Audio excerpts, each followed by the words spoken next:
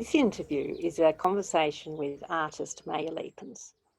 Among other things, Maya is a granddaughter of Latvian refugees. She grew up in Australia and New Zealand, and now she creates and lives through a wide variety of relationships, media, and personal, professional, and collective activities in southern England. She also happens to be my daughter. Today we're talking about the Starflowers, an installation suggesting transience and endurance using paper, wood, cotton and porcelain.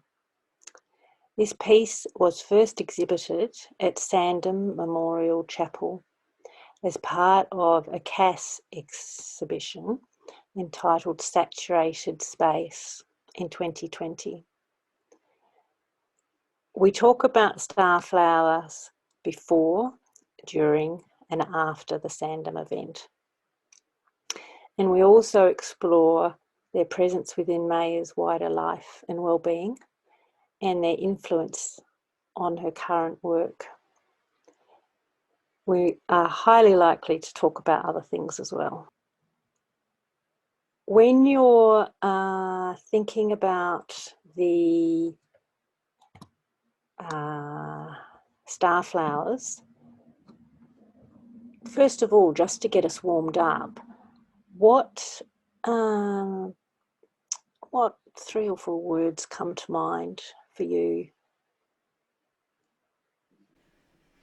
It does depend on whether they are in a finished form as they were installed at Sandham, or whether it is the paper flower, which is how they started out, or whether it is the symbol it represents, which I imagine we will talk about, as it's a blend of personal interpretation and traditional symbols with their own history.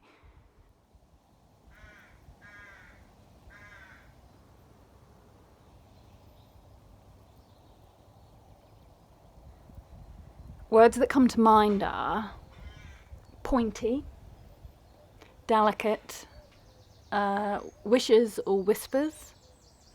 I think of them as tangible, palpable. They're little bundles of intention. Initially they were hand folded in paper and hung in a yew tree. Each flower has 3 petals, and I suspended it from the tree by wrapping and securing it in cotton thread. It's not an easy shape to wrap, so the thread very much becomes part of it. They are kind of tied around their middles, and it's important that they have space. I found when installing them, clustering them in a clump really doesn't work. It really does need that airy space. They are wishes on the wind, so to speak.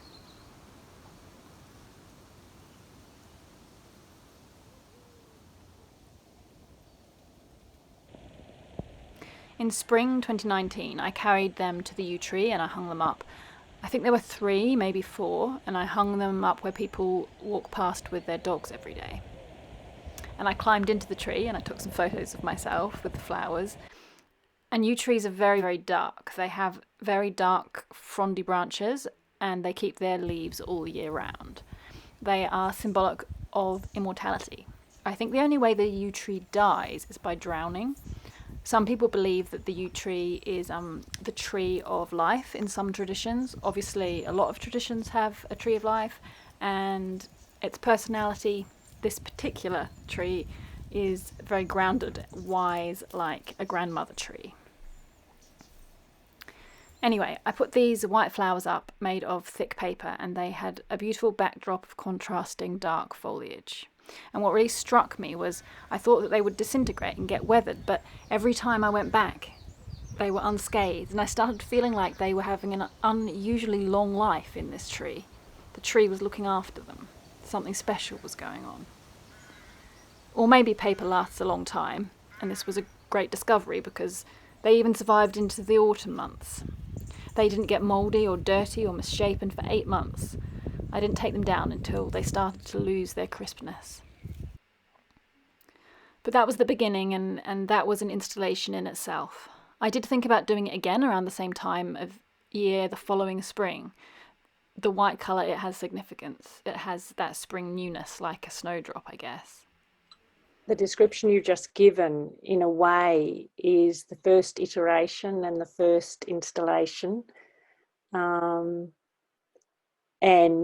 I'm smiling because, of course, that was many more than just 2 or 3 words. But luckily, I wrote down some of the words that you had given us first, because you've given us a chance to touch on so many of the things we're going to explore in the conversation.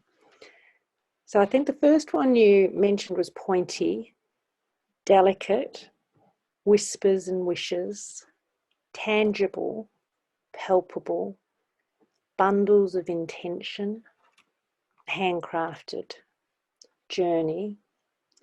You talked about the connection to the yew tree and the fact it was a community tree. 3 petals, we need to talk about 3. I love the problem of how to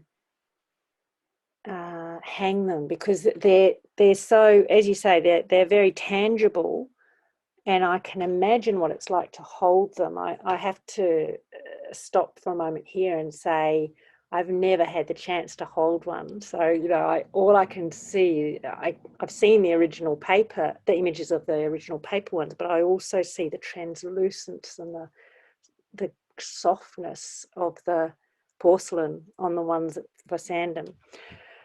But the fact that you had to work out a way to hold and embrace them, to be able to allow them to hang.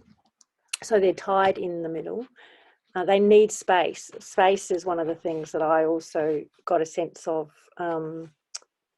both in the yew tree version and also at Sandham. Wishes on the wind.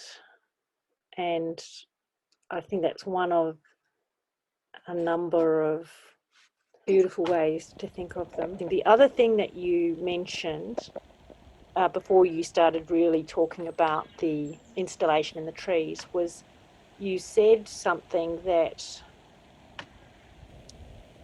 is one of the reasons why I wanted to do this interview with you. And you said, they moved me. Yeah.